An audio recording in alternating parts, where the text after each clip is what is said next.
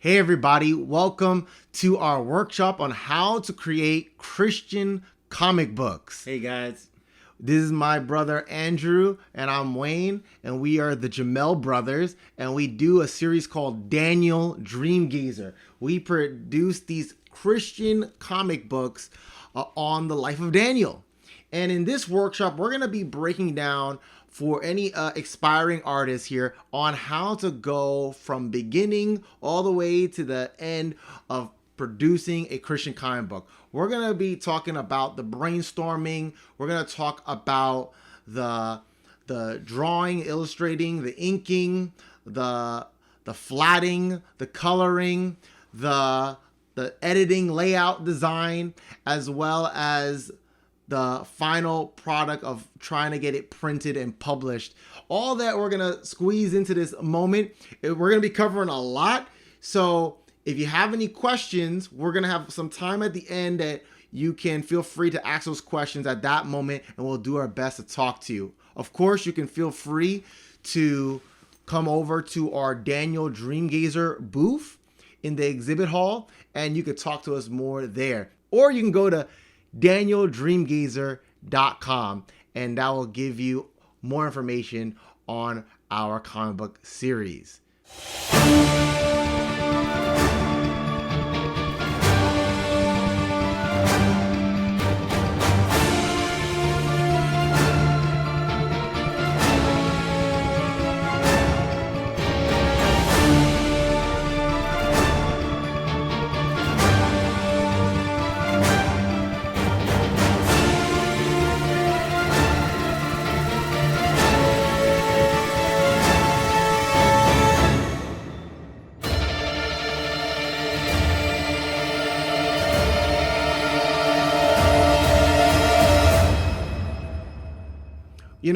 We were overseas visiting family, and I was thinking to myself as my church and was in the process of studying the Bible and things like that. We were supposed to be studying the book of Daniel. I was like, man, I would love to do a Daniel seminar. But to do a Daniel seminar, you need to have illustrations.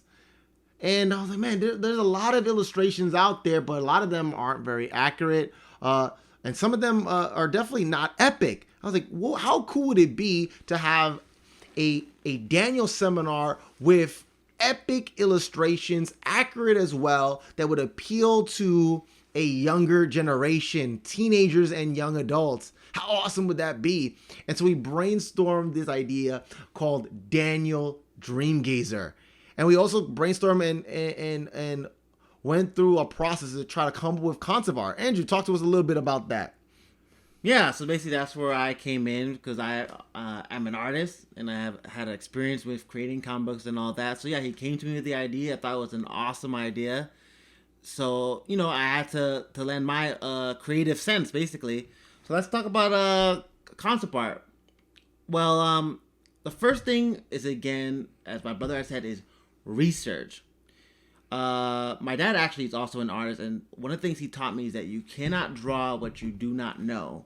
That's a very important mindset to keep in mind. So yeah, maybe you like drawing from your mind. I also like drawing from my mind, but if you've never seen it, you're not going to be able to draw it. So what I would do when I was first starting out, I would go online. DeviantArt is a website just for artists, or maybe go to Instagram, Pinterest, and I'll just keep scrolling, looking for all different art styles, different costumes, different kinds of concept art, getting ideas of what I think looks good. But now that we're talking about how to create Bible comic books, we got to be a lot more intentional and specific in what we're doing. So let's take a look over here on my laptop on kind of the research process that we used when it came to creating Daniel Dreamgazer. So as you can see here, we had to think about, what did the Babylonian soldiers actually look like back then? So, we would go online, look at different illustrations and so on. So here's a couple of examples of what it most likely looked like. The type of armor, type of helmet, so on. We also had to do research on, especially Nebuchadnezzar, one of the most important characters from Daniel. So as you can see, we have three different looks. One is a more older illustration of what it probably was most likely how he looked. Then we have other looks from his kingly robe, other illustrations or looks for what he might have looked like as a soldier. So basically, through our research and my brother's research specifically, we had found out that during the time that Nebuchadnezzar conquered Jerusalem, he was actually pretty young and probably didn't even have a beard back then. So, and that would not look good illustration wise. Exactly. You know? Yeah, you can't have Nebuchadnezzar with his classic beard. So we had to come up with our own creative ideas, artistic license, and so on. So we thought about, well, what if we create some kind of mask armor to cover his face that can resemble a beard, right? So yeah, we want to create some of this original look for what his armor most likely was, but we want to have, because again, it's a comic book still. You're free to use your own artistic license. So we came with the idea of creating kind of a mask armor to cover his face. But since, Babylon's represented by the lion, why don't we combine it? So we looked online, found this concept, which is a really cool mask armor covering the face. It looks kind of like a tiger.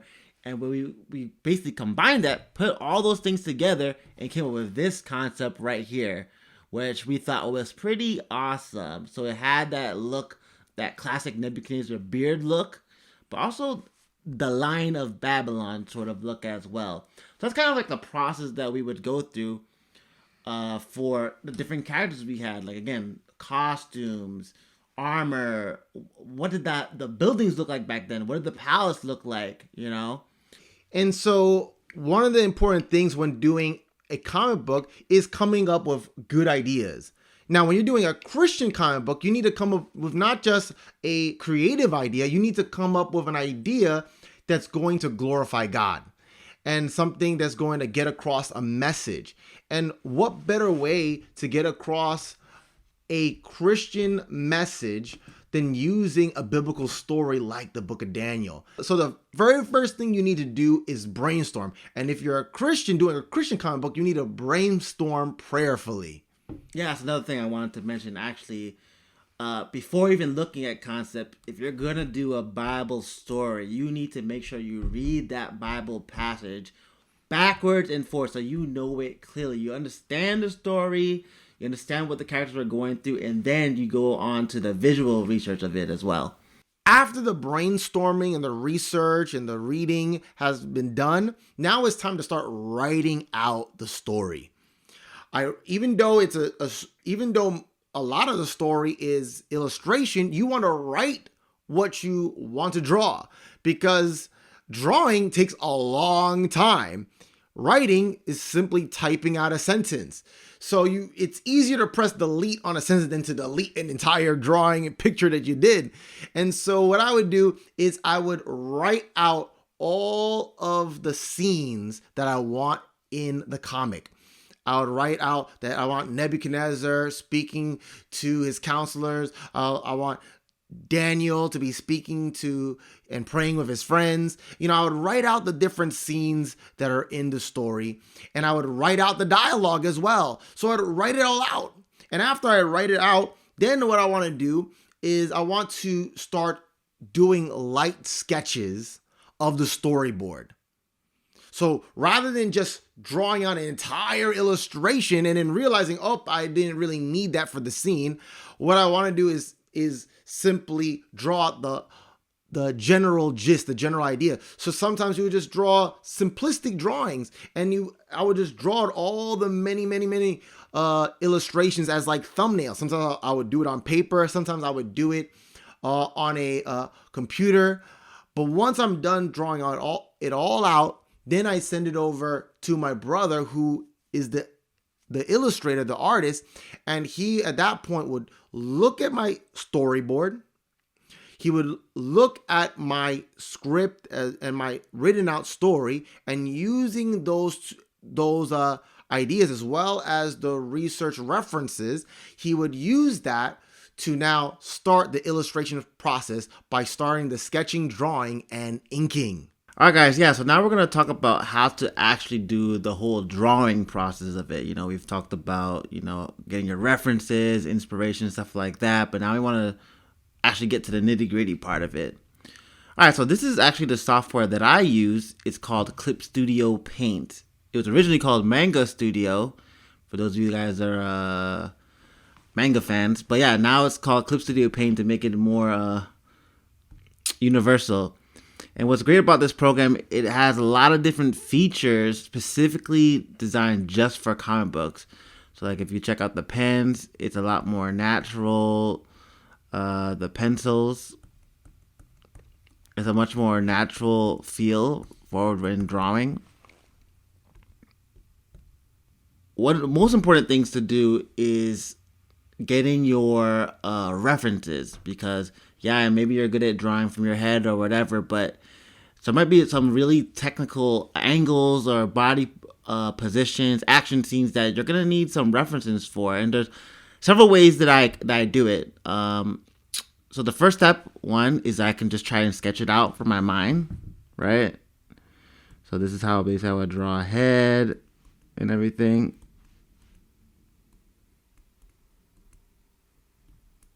Yeah, and I can kind of sketch out something like that, right? And then that's an overall sketch, and then I can decide if I want to flesh out more details or whatever. Or I can go online, look at different references. But what's great about some of the tricks I've picked up along the way is I have many different softwares and techniques that I can use. One is called DAZ Studio, which is free. It gives you 3D figures that you can use. You can pose and do everything with. But with this program, specifically what we want to talk about today, it already comes with its own 3D figures. And I'll show you right now. All right, so like this, for example. Yeah, so here we got a 3D figure, which is pretty basic, but detailed enough to make it an easy reference for you as an artist to kind of come up with the overall pose that you want while still keeping in mind the anatomy. So yeah, as you can see, you can rotate it and everything. If I click it, I can move it around different parts, right? And I can pose it any way I want, basically. But what's also cool is that if I click here, I can even adjust this 3D figure to have different looks. So yeah, I can make it more muscular, right? I can make it more fat.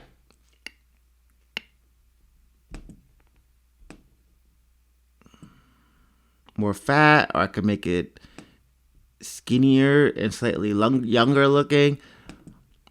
So there's a lot of different varieties that basically you can do, which I thought was pretty awesome.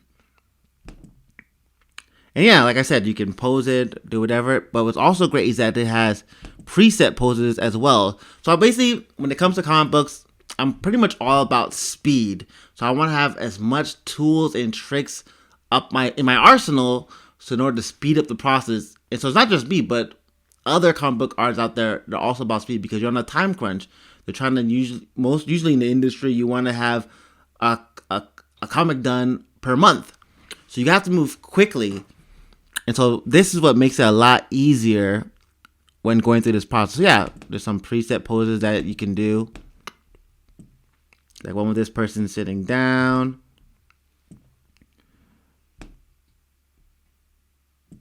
There's other free, easy poses that are basically all available right here.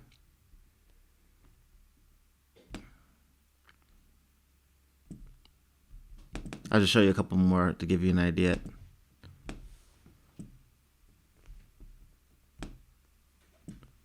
Yeah, so like this would be a perfect one for the Garden of Eden. Adam or Eve reaching up for the apple, right? What else we got? And then like maybe some cool action scenes. Maybe you want to have somebody running, right? So yeah, you can have somebody running, but then you can have even more dramatic angles. Yeah, so this guy's trying to like get uppercut, but then you can zoom in. So yeah, you can change the angles and so on. All right, but now let's try this. Try using this with the actual comic book, right? So for this picture here, It's one of the pictures that we're going to have in the actual comic series for issue 4. So yeah, I can sketch out some details if I want, but if I want to save time, I can put in one of these 3D figures, right? So here's this guy pointing at Nebuchadnezzar when he's in beast mode. All right, so this is basically how I would do it, right? So I'll basically put the 3D figure in. I would have already opposed it, but in order to save time, have it like that. Then I'll go here to opacity and lighten it so that it's almost like using a light box for those of you guys who are artists. So it looks lighter in the background so that I can draw over it, right? So let me just quickly try and draw something to give you guys an idea of how my whole process would work. Right, so then I can add more details. Like, again, this is like a base figure, which is good. So it allows you to still use your own creativity. You're not just 100% tracing, right? And then, so yeah, this guy basically is there. And he's basically shocked or surprised to see the king acting like an animal. Right? And that's basically how the process would go. I could give him like a hat or whatever. Right?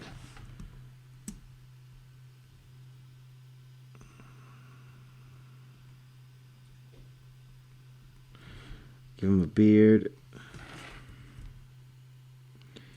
And then, yeah, you can just add all the extra details, basically, that you want. So I got to give him, like, this biblical robe sleeve sort of thing, right?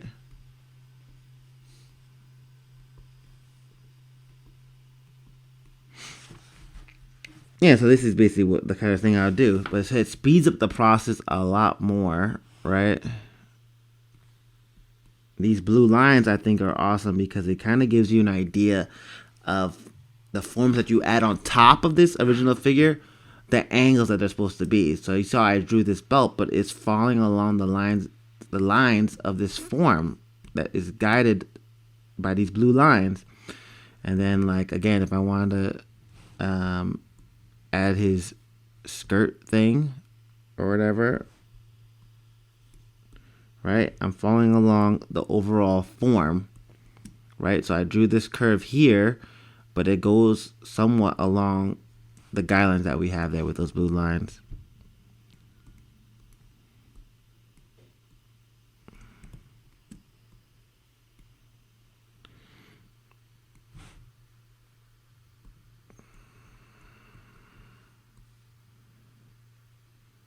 Give him some sandals.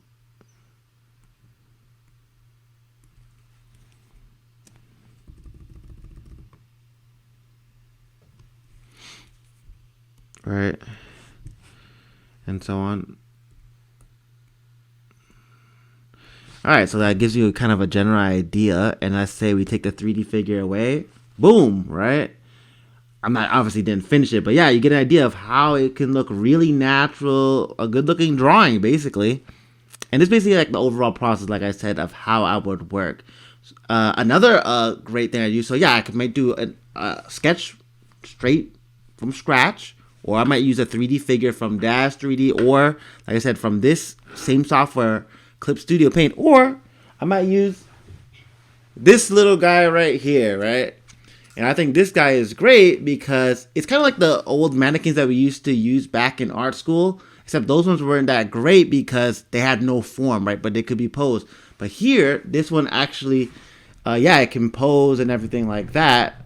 Create quick action poses, but it still has enough details where you can see the anatomy and use it as a great reference. So yeah, I'll basically would just set it like that, create a cool pose, and then use that as a reference. And those are basically the different ways that I would come with my sketch and then do the inking afterward. Okay, so now you saw basically how I do my whole drawing and inking phase. Now we're going to go on to the next phase when it comes to creating comic books, where we do what's called flatting and coloring. So in order to do that, I actually don't do that step in ClipStūdio Paint. I actually bring the finished piece, as you see here, and I bring it into Photoshop. And what I like to normally tell people is that Photoshop is a great software. You can pretty much do anything on this software. But for this, I'm using specifically Photoshop for the coloring process. So this is how it would work, right? So you put the line work here. Normally, if it's, again, if you, let's say you had scanned your original work or whatever, or you had saved it as just a flat JPEG, right? So what you have to do is you have to click here, and this basically will show different kind of styles that this layer can take. And the one I use is multiply, so that basically anything I draw on a layer underneath can be shown still. So it'll basically ignore the white of this original layer, but the black lines will still be seen. All right, so this is what I would do. I'll click this lasso tool here. This allows me to select any area that I want, and I basically will do what is called flatting. Flatting is where you will create a base or basic color for each of the main elements in a drawing. So like for the body, you just pick one color. You don't worry about shading or lighting right now. You just pick one base color, right?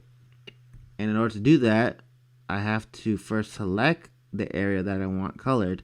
So like right now I'm selecting the face. Now I'm selecting the ear. Right? Let's get some of the lips here. And yeah, sometimes it might not be perfect when you're tracing it, but then there's different tricks here. So right here, I can use to add more to my selection. And if I want to take away from my selection, I click there, right?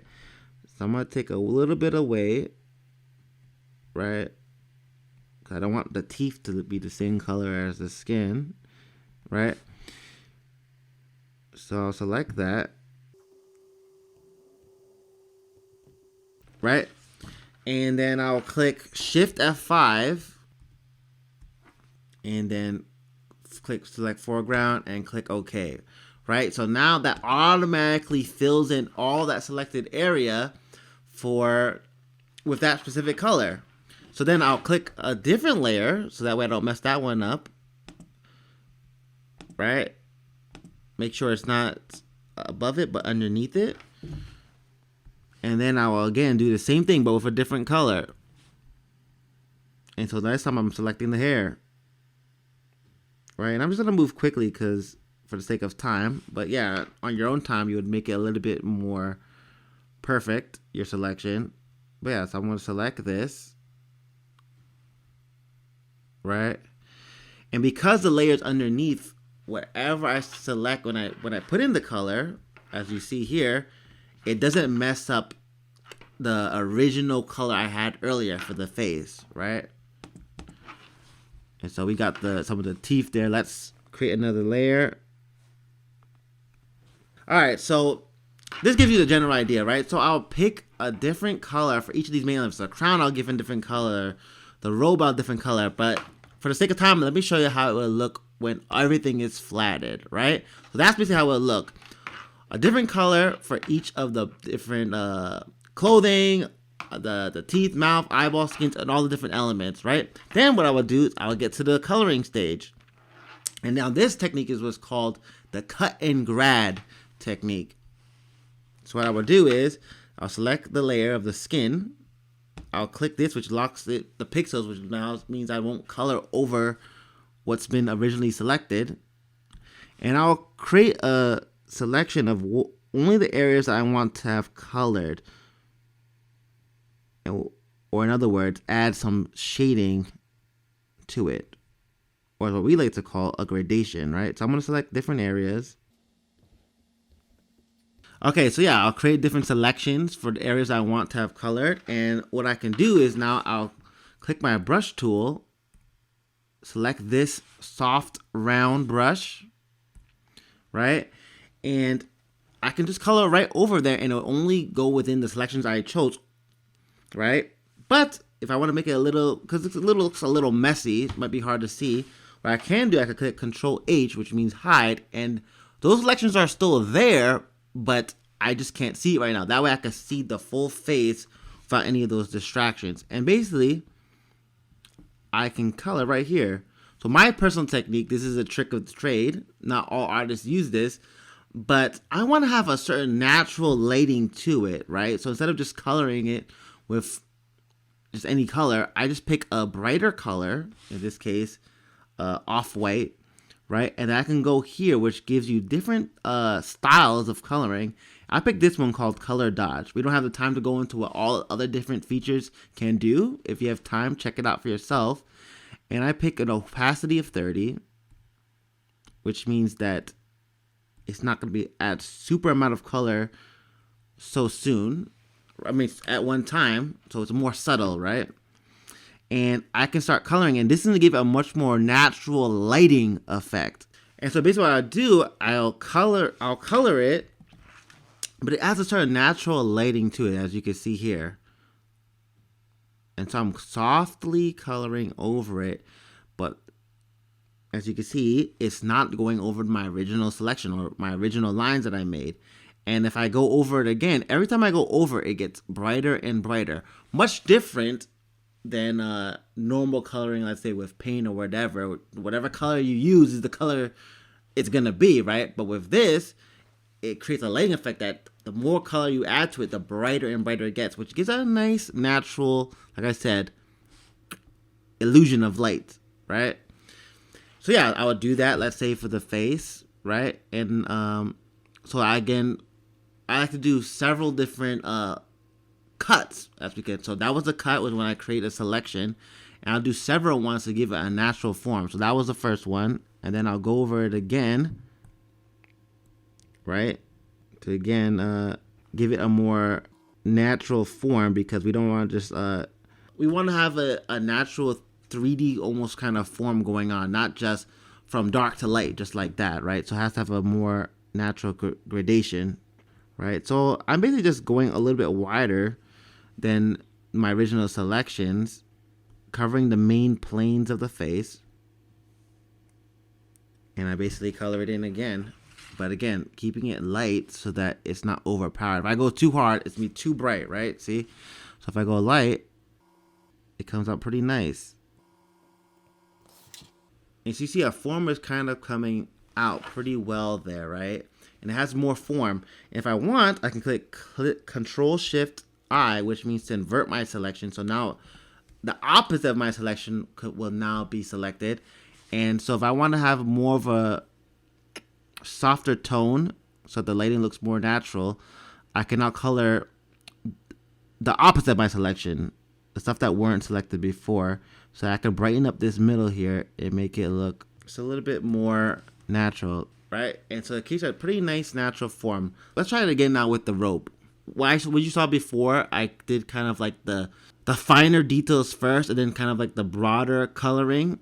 But I may do it that way sometimes. Some other times I might do just the broader coloring first, and then start to go in tighter and tighter with my details. Let me show you the opposite way I would do it. I'll do it, right? So I'll create one big selection over these clothes, and then I'll choose to take away from that selection so I can add more, be more specific in what I want colored. And I'm just gonna have like an overall general base for where the overall shadows and lighting will be, right? Nothing too crazy in terms of detail, right? And then I click Control H to hide that, and again I just color over it with my brush tool. And look, I didn't change my color over here, right? It's still the same off-white, but because it's now going over a different color, it's just making a brighter purple. But I don't have to spend tedious time, because remember, we're all about speed, right? So I don't have to spend time selecting different colors over here. That's time consuming. But by just picking this one color and using the color dodge technique, I can quickly create different lighter colors without having to waste too much time thinking about it, right? So yeah, I color all that in, right? And now I create a new selection where I include the finer or smaller details.